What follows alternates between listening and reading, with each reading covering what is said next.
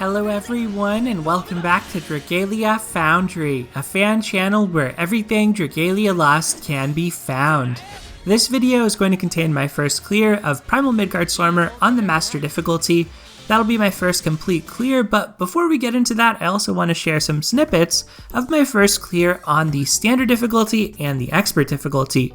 I wanted to use Pietro and Eleonora for these, but it turns out you can't go off element on the Expert difficulty and above, so ended up just doing a Pietro clear here on Standard, and then for Expert and Master, used a relatively normal Flame team to take this on.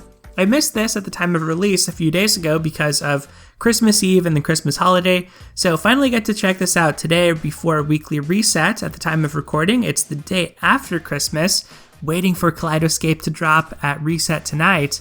But yeah, I wanted to go ahead and share this just to show my first clear thoughts and opinions on the fight, how it went down for me. Obviously, this is not your guide on how to beat this content necessarily. It is a first clear, so there are some rough elements, but was nevertheless able to get the job done relatively effectively with my teams here. You could see that for the Expert difficulty, just needed these 3 adventures because it wouldn't let me take Eleonora, so had to drop her from the team. Did end up being a longer run and a sloppy run at that, but Expert was no problem. It's able to be autoed, and I'll post a link to a helpful guide in the comments below by Taya, so if you're looking for auto setups for that, you could check that video out. But we'll focus mostly on Master as I want to talk about some of the mechanics, just my thoughts on the fight and opinion. Overall, I have to say, I found the mechanics in this to be really rich and enjoyable. I think this is my favorite fight in quite some time, and I appreciated how there's a diversity of moves that Midgardsormr uses, and at the same time, after a few attempts, you'll be able to understand what's going on. There's no core gimmick, there's no kind of crazy, unexplained mechanics in this battle that you really have to trial and error to understand or look up guides to understand. I feel like everything is fairly intuitive, and it reminds me of the old Dragon Trials in that respect in a way that I found to be really exciting. So Expert and Standard can be autoed, but Master you're going to want to clear as well for resources needed to craft the new Primal Dragon weapons.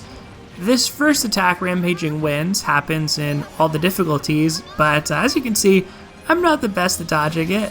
I was pretty new to this fight, to be fair, but at the same time, you can kind of just position yourself between 2 of the cyclones to be safe there. However, it's not so punishing, at least in solo, that you can also kind of tank your way through it and be totally fine. So I kind of like that here. Not sure about co-op on this, but I do know that co-op is pretty good to farm, and you can use coordinated teams to clear quite quickly, so if you are trying to get materials from the Master difficulty and expedite your weapon grinding process, co-op is a pretty reasonable, valid way of approaching this content as well.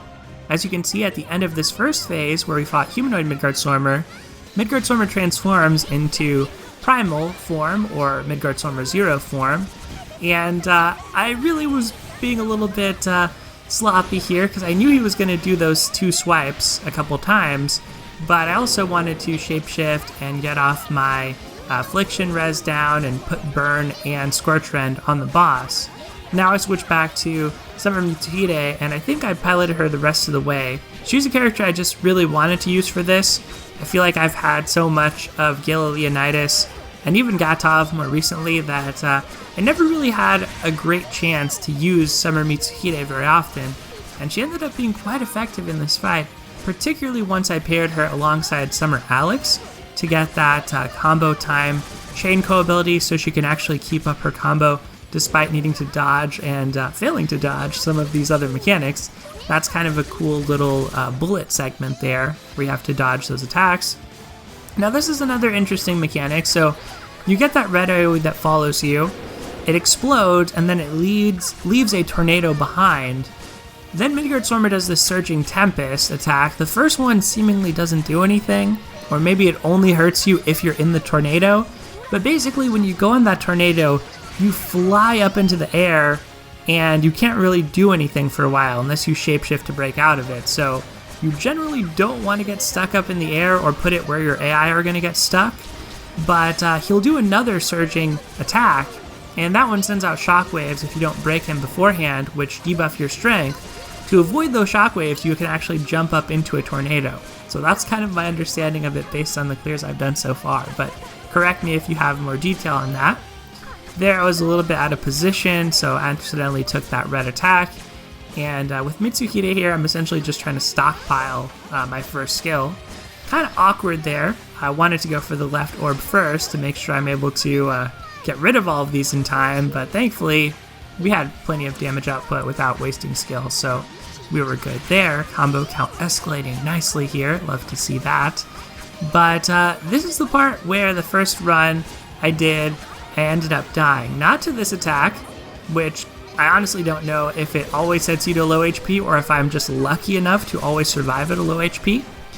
But there's going to be another attack where Midgardsormr summons purple tornadoes in a line, and that one was kind of tricky, as well as an attack where Midgardsormr will spawn additional enemies, which can also be tricky if you don't really know what they're doing. And the interesting thing about them is they're actually different adventurers.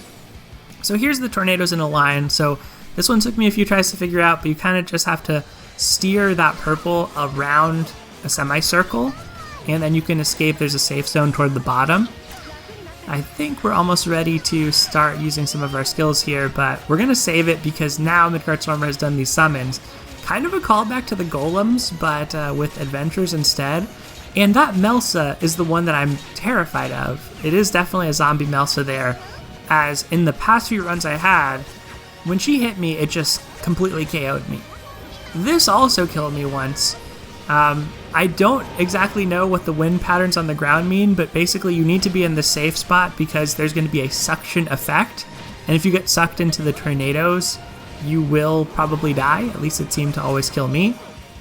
And then this attack with the purples, not precise dodging, but we're all good. We're all good here. I think at any point when we use our skills, we'll be able to clear. And there you have it.